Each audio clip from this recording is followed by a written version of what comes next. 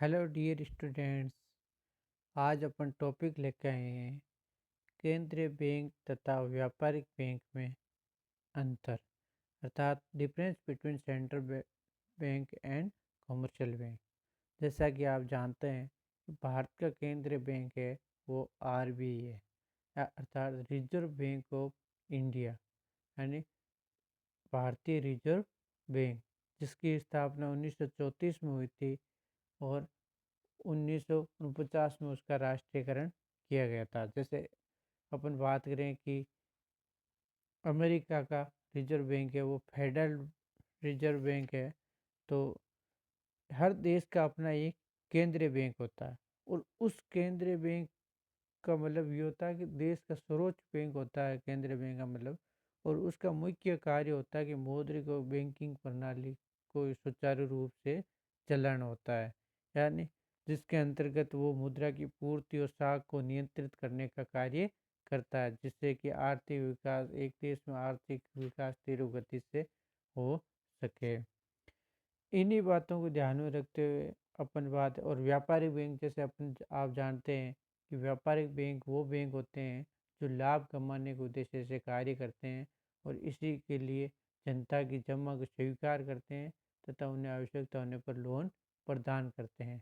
इस प्रकार की गतिविधियां करने वालों को अपन व्यापारिक बैंक कहते हैं। और इस प्रकार की गतिविधियां करने वाले अपने देश में बहुत सारे बैंक हैं, जिसमें अपन बात करें SBI, ICICI, HDFC, bank of India, bank of union और Axis bank, Yes bank, bank of Maharashtra. ये सब बैंक है वो व्यापारिक बैंक है। आज अपन देखें कि व्यापारिक बैंक और केंद्रीय बैंक में अंतर क्या होता है। तो सबसे पहला अगर अंतर दोनों में देखें अपन, तो केंद्रीय बैंक का मुख्य उद्देश्य होता है जनता की सेवा करना, जबकि व्यापारिक बैंक का मुख्य उद्देश्य होता है लाभ कमाना। यानी व्यापार, जहाँ पे व्यापार करने का काम होता है, जहाँ व्यापार शब्द आ गया है, इसका मतलब है कि वो व्यापार किस लिए करते हैं? लाभ कमाने। व्यापारी व्यापार किस लिए करते हैं? लाभ कमाने में। तो इसी प्रकार बैंकों को व्यापारिक बैंक इसलिए कहा गया कि वो लाभ कमाने के उद्देश्य से कार्य करते हैं। और जबकि केंद्रीय बैंक का मुख्य उद्देश्य होता है जनता की सेवा। जनता की सेवा करने का मतलब ये है कि वो इस प्रकार की मौद्रिक नीति का निर्माण करते हैं जिससे कि देश के विकास दर तीव्र हो, रोजगार में वृद्धि हो तथा देश में मुद्रास्फीति नियंत्रण में रहे और संसाधनों का अधिकतम कुशलतम प्रयोग हो सकते हैं। इन सब बातों को ध्यान में रख के वो मौद्रिक नीति का निर्माण करते हैं और वो इसी उद्देश्य को ध्यान में रखते हैं कि जनता के अधिक से अधिक भलाई हो सके। और इसी के कारण उनका उद्देश्य लाभ प्राप्ति करना नहीं होता है, जबकि उनका उद्देश्य जनता की भलाई करना होता है या जनता की सेवा करना होता है। दूसरा अंतर अपन केंद्रीय बैंक और व्यापारिक बैंकों में देखें तो केंद्रीय बैंक और जनता के बीच में सीधा संबंध नहीं होता है, जबकि व्यापारिक बैंक और जनता के बीच में सीधा संबंध होता है। यानी अगर अपने को उधार लेने हैं तो अपन व्यापारिक बैंक से उधार लेंगे, न कि केंद्रीय बैंक से। और अगर को दे तो अपन व्यापारिक बैंक में जमा कराएंगे, न कि केंद्रीय बैंक से। केंद्रीय बैंक क्या क्या होता है, उसमें किसी व्यक्ति विशेष का खाता नहीं होता है।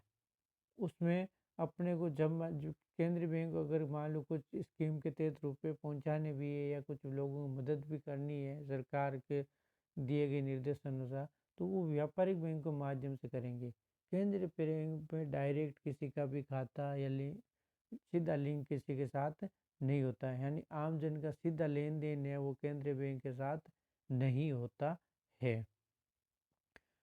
तीसरी अपन बात करें तो केंद्रीय बैंक है वो एक सरकारी संस्था होती है, जबकि व्यापारिक बैंक है वो सरकारी और गैर सरकारी दोनों प्रकार की संस्थाएं हो सकती है। यानी केंद्रीय बैंक की अपन बात करें कि केंद्रीय बैंक की जो नियुक्तियां करती है, केंद्रीय बैंक जो नीतियां निर्माण करती है वो सरकार के पाल ध्यान रखते हुए उसकी सरकार की नीतियों को ध्यान में रखते हुए करती है।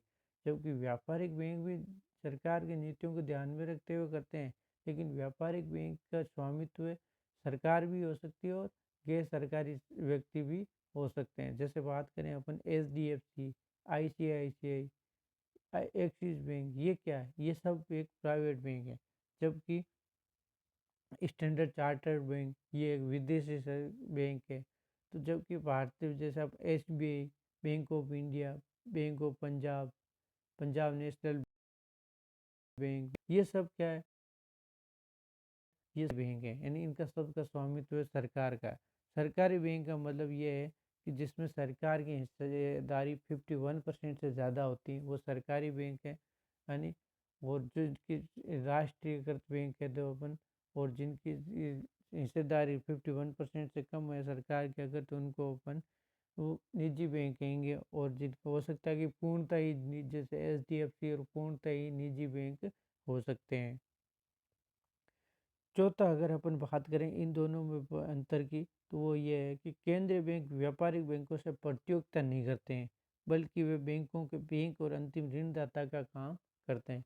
यानी केंद्रीय बैंक की व्यापारिक बैंक के साथ प्रतियोगिता नहीं होती है, जिस प्रकार व्यापारिक बैंकों की आपस में होती है। यानी प्रत्येक व्यापारी बैंक लाभ कमाना चाहता है और अधिक से अधिक लाभ कमाना चाहता है, इसलिए उन व्यक्तियों के बीच में आपस में प्रतियोगिता होती है। जैसे HDFC की, SBI की आपस में प्रतियोगिता हो, क्योंकि वो चाहता है, HDFC चाहता है कि मैं आगे निकलूँ SBI से, SBI के ग्राहक में ले जाऊँ, और SBI चाहता है कि मैं दूसरे बैंकों के ग्राहक में ले जाऊँ।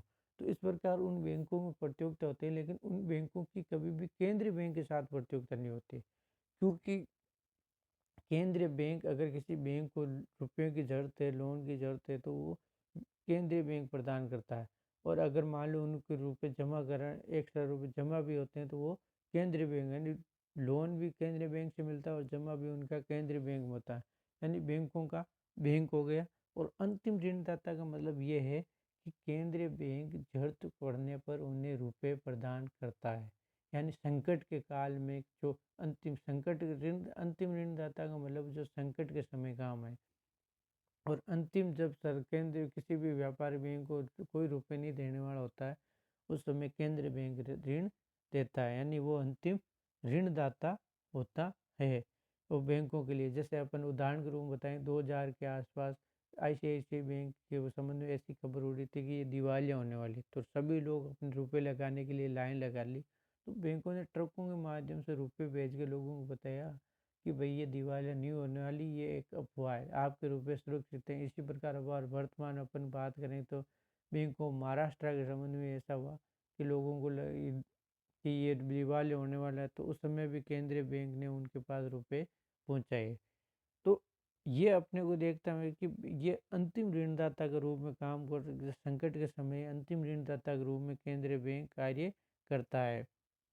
और अगर इसको देखें अपन आगे अंतर, तो वो ये है कि केंद्रीय बैंक को नोट जारी करने का पूर्ण अधिकार होता है, जबकि व्यापारिक बैंक नोट जारी नहीं कर सकते।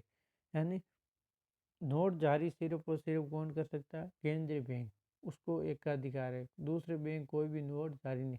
ये ऐसा इसलिए किया गया है क्योंकि अगर एक व्यवस्था के, एक नियम और एक व्यवस्था बने, उसी के तहत नोट निर्गम किए जा सकते हैं, उसी सीमा में नोट निर्गम। अगर व्यापारिक बैंकों को नोट जारी करने का अधिकार दे दिए, तो हो सकता है कि जो विभिन्न बैंकों के नोट है उनमें समरूपता नहीं रहे, और उस स्थिति में नकली नोटों की संभावना भी बढ़ सकती है। और साथ में बैंक में जितनी आवश्यक मुद्रा की पूर्ति उससे ज़्यादा हो जाए, तो मुद्रास्फीति जैसी समस्याएं भी उत्पन्न हो सकती है और अव्यवस्था भी उत्पन्न हो सकती है। इसलिए बैंक को सिर्फ नोट छापने का अधिकार एकमात्र केंद्रीय बैंक को दिया गया है। और अगला अंतर अगर देखें, तो केंद्रीय बैंक देश की बैंकिंग प्रणाली का नियंत्रण करता है, यानी व्यापारिक बैंक केंद्रीय बैंक के नियंत्रण में कार्य करते हैं। यानी देश की सारी मौद्रिक नीति बैंकों को नियंत्रण करने का कार्य केंद्रीय बैंक करता है, जबकि व्यापारिक बैंक उसके नियंत्रण में कार्य करते हैं। यानी एक तरीके से नियंत्रणकर्ता कौन है? केंद्रीय बैंक, और उसके नियंत्रण में कार्य करने वाले कौन है? व्यापारिक बैंक।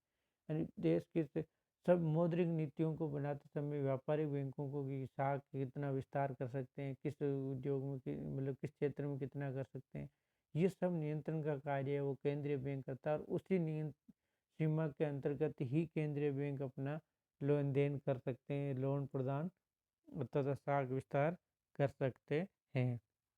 अगला अंतर अगर इसमें देखें अपन, तो अपने को देखने को मिलता है कि केंद्रीय बैंक देश के विदेशी विनिमय का संरक्षक होता है और व्यापारिक बैंक विदेशी विनिमय संबंधी कार्यों के लिए केंद्रीय बैंक की स्वीकृति पर निर्भर करते हैं।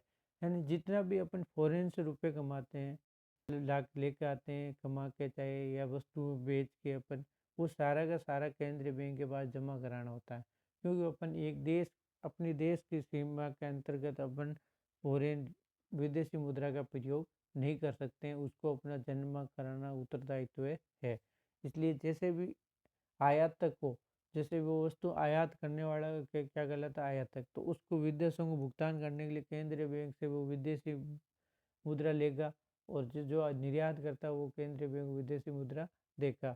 तो उन दोनों के माध्यम से वो विदेशी मुद्रा के एक भंडार बनाए रखता है, ताकि इसे एक निश्चित भंडार के माध्यम से आयात और निर्यातों में किसी भी प्रकार की समस्या का सामना नहीं करना पड़े। और जरूरत के समय में उनको, साथ में वो ये भी ध्यान रखता है कि अब वर्तमान स्थिति में, पहले ये भी ध्यान रखता था कि एक निश्चित सीमा तक भंडार हमेशा बना रहे। वर्तमान में इसलिए आवश्यकता नहीं है कि वर्तमान में आरबीआई के पास बहुत बड़ी मात्रा में फॉरेन रिजर्व उपलब्ध है। एक रिकॉर्ड स्तर पर वर्तमान में फॉरेन रिजर्व आरबीआई के पास पहुंच गए हैं।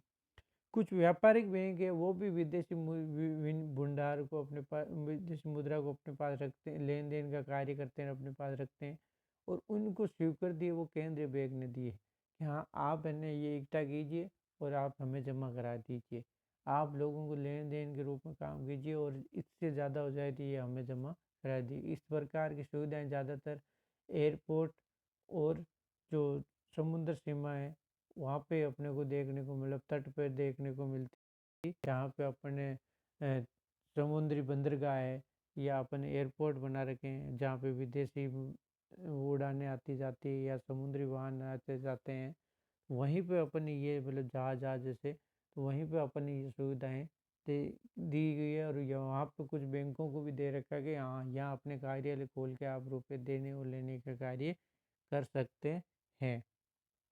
अगला अंतर अगर देखें तो केंद्रीय बैंक देश की सरकार का बैंक होता है, और सरकार के सारे बैंकिंग कार्य केंद्रीय बैंक द्वारा किए जाते हैं।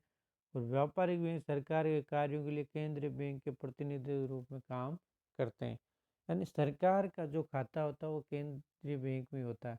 सरकार को ऋण लेना है तो वो केंद्रीय बैंक के माध्यम से देते हैं, सरकार को जमा कराना है तो वो केंद्रीय बैंक में जमा कराते हैं। यानी सारे जो बैंक के कार्य होते हैं, एक सरकार जिस प्रकार एक व्यक्ति के बैंक के कार्य होते हैं उसी प्रकार भी सरकार के सारे कार्य वो केंद्रीय बैंक करता है। और व्यापारिक बैंक क्या होता है कि सरकार के जो भी कार्य करने हैं, जैसे खुले बाजार में सरकारी प्रतिभूतियों का क्रय करना है या विक्रय करना है, इस प्रकार के सारे जो केंद्रीय बैंक, जो सरकार के कार्य सरकार अपने केंद्रीय बैंक को कहती है, और वो केंद्रीय बैंक व्यापारिक बैंकों के माध्यम से इस प्रकार के कार्य करता है। यानी जो केंद्रीय बैंक प्रतिनिधित्व के रूप में कार्य करते हैं, जबकि वो सरकार के केंद्रीय बैंक वो सरकार के बैंक के रूप में कार्य करता है। अगला देखें तो केंद्रीय बैंक अन्य व्यापारिक बैंकों का बैंक होता है, और व्यापारिक बैंकों को अपनी कुल जमा का कुछ प्रतिशत केंद्रीय बैंक के पास नकद के रूप में रखना पड़ता है। यानी बैंक केंद्रीय बैंक समय जरूरत पड़ने पर लोन, अंतिम ऋणदाता की सुविधा प्रदान करता है। तो उसके बदले में केंद्रीय बैंक के पास एक जरूरी रिजर्व रखना आवश्यक है, जिसको अपन CRR कैश रिजर्व रेशियो, जितनी जमा का एक निश्चित प्रतिशत केंद्रीय बैंक के पास रखना अनिवार्य होता है। अंतिम अंतर अगर अपन देखें इनमें, तो वो अपने को देखने को मिलेगा कि केंद्रीय बैंक शाख नियंत्रण का कार्य करता है। शाख नियंत्रण का कार्य का मतलब ये है कि बैंक है अपने जितनी जमा होती है उससे ज़्यादा लोन देते हैं, लेकिन ऐसा नहीं हो कि बैंक बहुत ज़्यादा लोन दे दे और वापस उनके पास इतना रिजर्व नहीं रहे कि वो उनको जो व्यक्ति लेना है उनको दे पाए, या ज़्यादा व्यक्ति, तो उसी को नियंत्रित करने, साथ में मुद्रा की पूर्ति ऐसा नहीं हो कि अर्थव्यवस्था बहुत ज़्यादा बढ़ जाए, तो उसको नियंत्रित रखने के लिए, मुद्रास्फीति को नियंत्रित रखने के लिए केंद्रीय बैंक शाख नियंत्रण का कार्य करता है। इसके साथ साथ बैंकों के समाशोधन गृह का कार्य भी करता है। समाशोधन गृह का कार्य मतलब ये है कि अलग अलग बैंकों के पास अलग अलग, जैसे व्यक्तियों के खाते हर अलग अलग बैंकों में होते हैं, और प्रत्येक व्यक्ति अलग अलग बैंक का चेक है अपने खाते में जमा कराता है। तो उस जब जब अलग बैंक का एक व्यक्ति बैंक जैसे एसबीआई का खाता है व्यक्ति, तो वो अगर मान लो बैंक ऑफ इंडिया का जमा कराए, बैंक ऑफ इंडिया में एसबीआई का जमा हुआ, तो इन बैंकों के आपस में अलग अलग चेक हैं, तो वो कैसे क्लियर हो।